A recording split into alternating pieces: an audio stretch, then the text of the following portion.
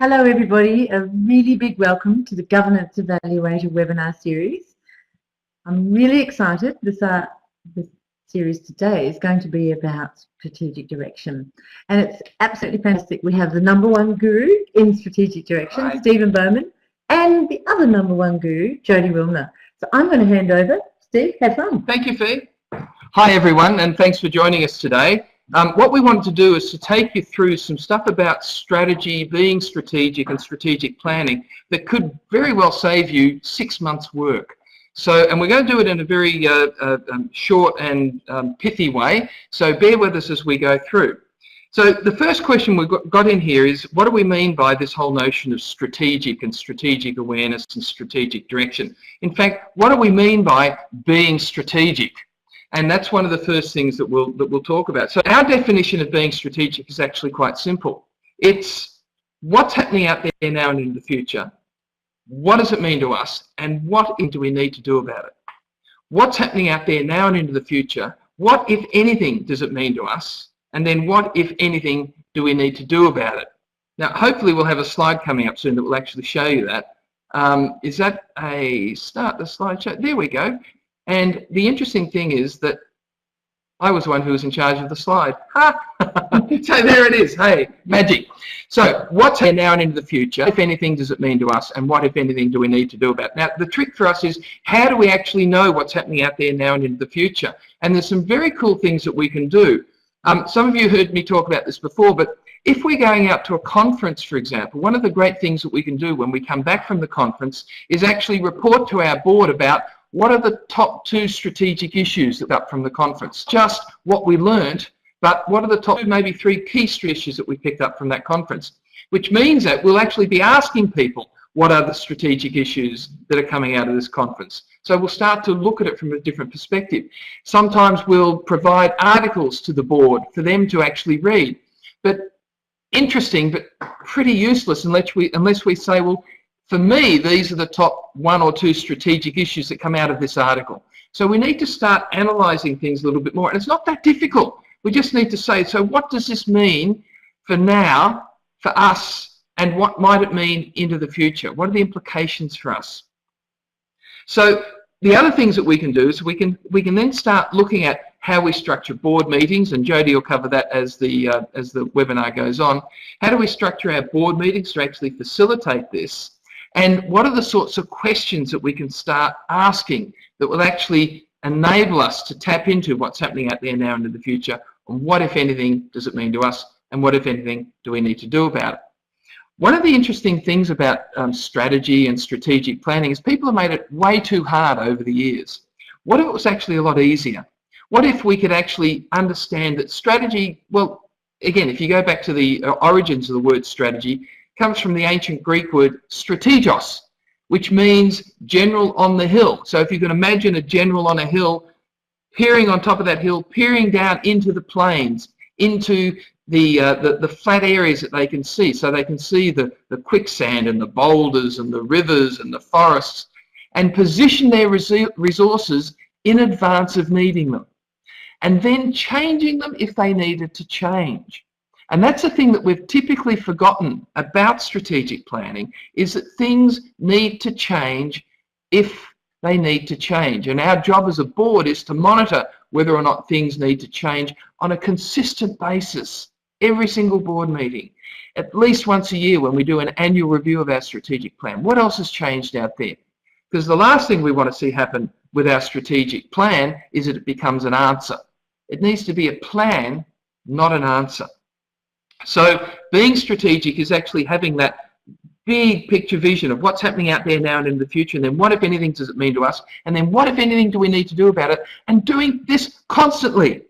Conferences, readings, stuff that people bring to us in terms of our information to the board, and Jodie will cover some more of that as the webinar goes on. So strategic awareness we talk a lot about. It's all very well being strategic, but what happens if we're not actually willing to be aware?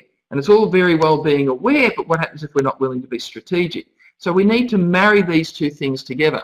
So what does awareness mean in this context? Well, very briefly, awareness is the willingness to see things as they are, not how you've already decided they should be. The willingness to see things as they actually are, not how you've already decided they should be. So this is a great gift that we bring to the board table. It's a great gift that we actually bring to the organisation. If we're actually willing to see things as they are.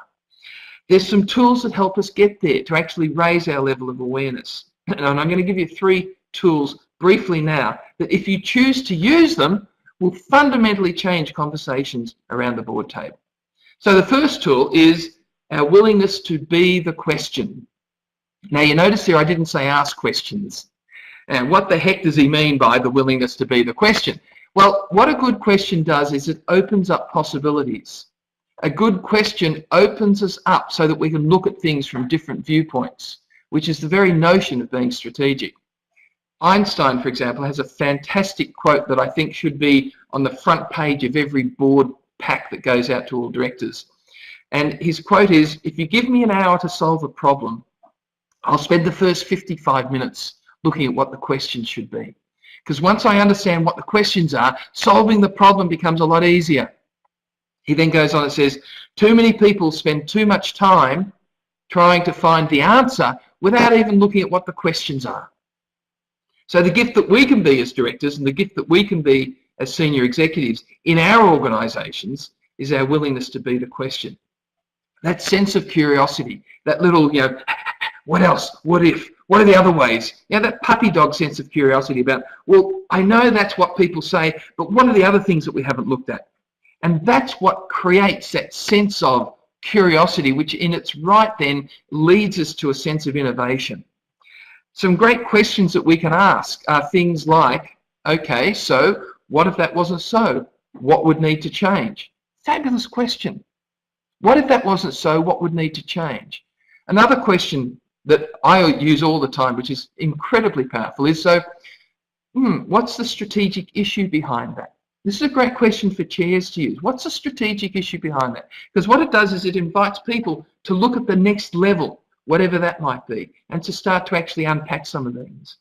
One of the questions I've always used as a chair, and we always use it as in the organisations that we work with, what's the question that I should be asking that we're changing around our board table by being the question?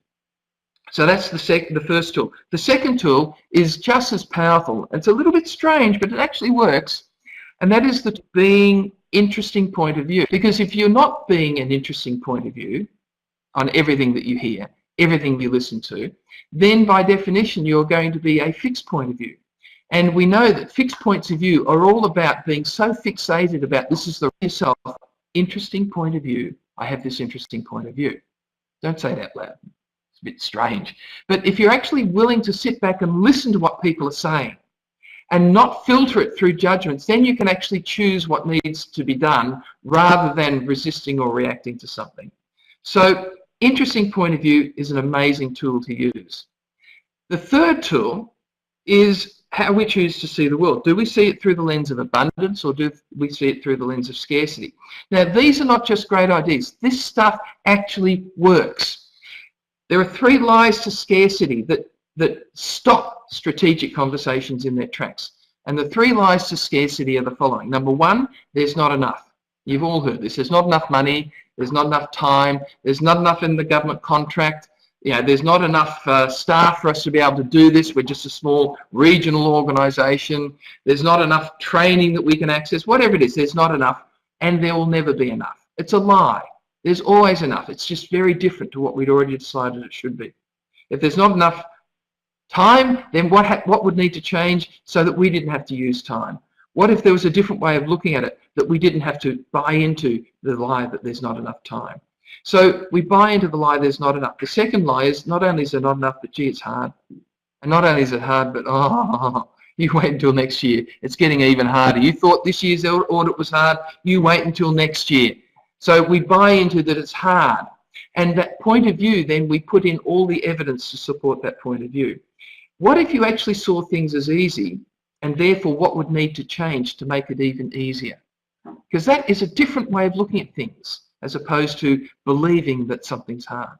So the first one is there's not enough. Second one is there's it's hard. The third lie of scarcity that we buy into is, and that's just the way it is. That's the way the contract is written. Yeah, but hang on a second, there's 101 different ways of reinterpreting that. That's just the way it is because we're just a small health organisation. Well, hang on a second. No, what we're doing is creating fundamental change in society so they can live a healthy and vibrant life. That's what we're on about. Change the conversation. That's not the way it is. How do we choose to interpret it? So these three tools, if you choose to use them, can actually fundamentally change levels of awareness, both in yourself and the people around you. Being the question, being interesting point of view, and looking at life through the lens of abundance, through the lens of scarcity. So they're the key things I want to cover there. So what do we mean by being strategic? We mean what's happening out there now into the future. What does it mean to us? What do we need to do about it? And doing this on a constant basis.